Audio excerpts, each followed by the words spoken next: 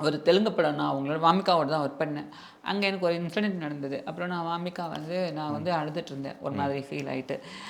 "Y ஏன் அழுற?" அப்படின்னாங்க. "இல்ல இந்த மாரி இருக்கு" அப்படின்னு சொன்னா, வாமிகால இட்ஸ் ஓகே சொல்லிட்டு பேக்கப் ஆனதுக்கப்புறம் ரூமுக்கு போனேன். நான் வாமிகா கூட தான் தங்கியிருப்பேன். நானும் வாமிகா ஒண்ணா தான் இருப்பேன். அவங்க பத்திரமா பார்த்துப்பேன். ஒண்ணா தான் இருப்போம். அப்போ லேப்டாப் அப்போ திறந்துட்டு, லேப்டாப்பில சம்திங் ஒரு வீடியோஸ் எல்லாம் போட்டாங்க. அதில திருநங்கைகள் ஹாலிவுட்ல திருநங்கைகள்லாம் பாடுறாங்க, டான்ஸ் ஆடுனாங்க. ஒரு சிலர் அந்த ஆக்டர்ஸ் ஆனாங்க. அப்பதான் நம்ம நடிக்கணும் அப்படின்ற நடிக்கணும்னு இருந்தது. நம்மளால நடிக்க முடியும். ஆனா, இத எப்படி பிரசன்ட் பண்றதுன்னு தெரியாம இருந்தது. அதெல்லாம் பார்த்ததுக்கப்புறம், நீ இது சொன்னாங்க, "நீ நீ நீ உன்னால முடியும். நீ பண்ணு. நீ ஏன் யோசிக்கிற இப்படி? யோசிக்காத" அப்படின்னாங்க.